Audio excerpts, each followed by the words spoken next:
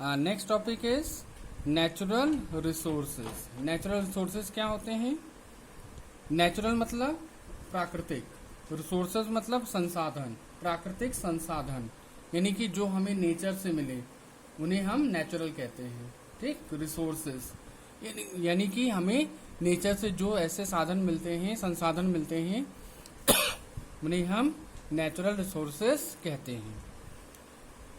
A natural resources is a substance or a material which exists in nature and is required for sustenance of life।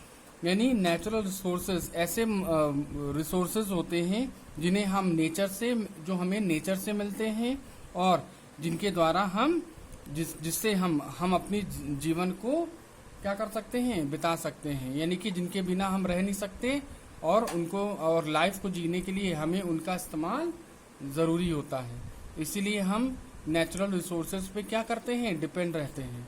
ठीक है, जीवित रहने के लिए हमें नेचुरल रिसोर्सेज चाहिए। Some natural resources are air, water, plants, animals, coal and soil. और कुछ ऐसे नेचुरल रिसोर्सेज हैं जो हमें नेचर से मिलते हैं। कौन कौन से हैं? एयर है, वाटर है, प्लांट्स हैं, एनिमल्स हैं, कोल यानी कोयला है, सॉइल है, मिट्टी है। तो ये सारे नेचुरल रिसोर्सेज हैं जो हमें नेचर से मिलते हैं। Natural resources form the basis for many of the man made resources. अब इन नेचुरल रिसोर्सेज के द्वारा कई ऐसी चीजें होती हैं जो मैन अपने जो इंसान है वो प्रिपेयर करता है, यानी कि कई ऐसी आर्टिफिशियल चीजें हैं जो इन्हीं मैन मेड मटेरियल से, जो इन्हीं नेचुरल मटेरियल से तैयार किया जाता है।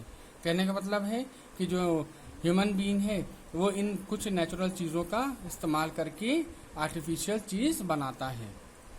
We have studied about combustion, flame and fuels in general in the previous chapter. Previous chapter में हमने कंबशन पढ़ाया था, फ्लेम और फ्यूल्स के बारे में आपको पढ़ाया था।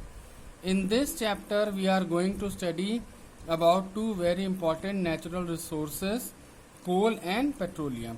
अब इस चैप्टर में हम आपको दो बहुत ही इंपॉर्टेंट नेचुरल रिसोर्सेज हैं उनके बारे में पढ़ाएंगे। कौन कौन से जो दो इंपॉर्टेंट रिसोर्सेज हैं? एक कोल है, कोयला है, और दूसरा पेट्रोलियम है।